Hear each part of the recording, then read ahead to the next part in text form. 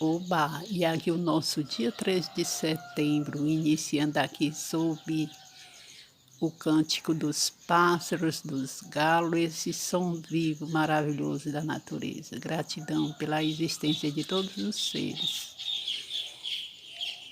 E passando aqui para deixar o que me faz tão bem, que é ler e compartilhar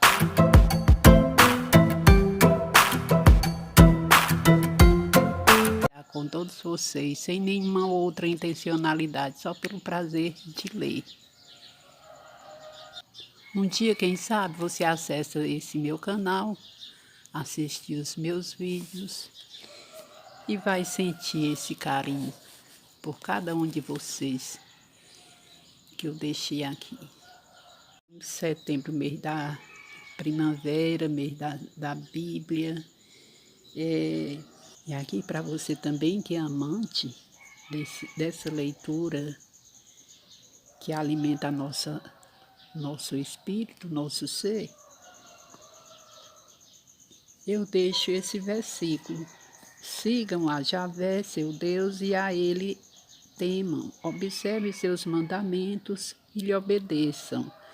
Sirvam a ele e a ele se apeguem. Deuteronômio, capítulo 13, versículo 5. Gratidão pela sua atenção. Fiquemos todos sob o olhar generoso do nosso Criador e até o próximo vídeo.